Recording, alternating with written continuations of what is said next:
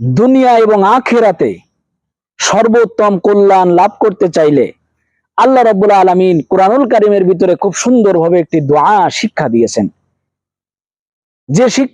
যে দোয়াটি সূরাতুল বাকারা 201 নম্বরে আয়াতে আল্লাহ তাআলা বর্ণনা করেছেন।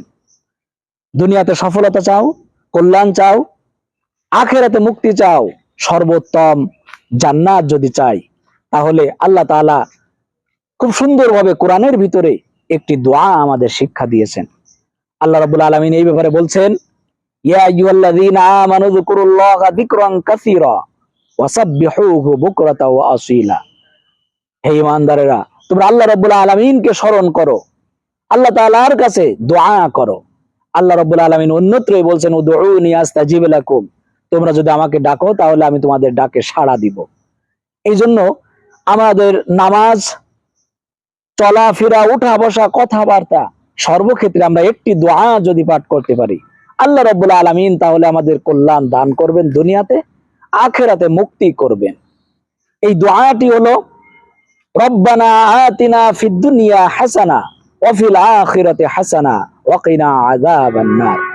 এই দোয়ার ভিতরে তিনটি অংশ আছে। এক নম্বর হলো রব্বানা আতিনা ফিদ দুনিয়া হাসানা, হে রব্বুল আলামিন, দুনিয়াতে তুমি আমাদের কল্যাণ দান করো, তুমি আমাদের সর্বোত্তম জাযা দান করো। দুই নম্বরে ওয়া ফিল আখিরাতি হাসানা, আখিরাতে তুমি আমাদের কল্যাণ, বরকত দান করো, মুক্তি দান করো। ওয়া কিনা আযাবান নার, আর তুমি আমাদের জাহান্নামের আগুন থেকে পরিত্রাণ দাও, জাহান্নামের আগুন থেকে বাঁচাও। এই তিনটি অংশ এই একটি দোয়ার মধ্যে।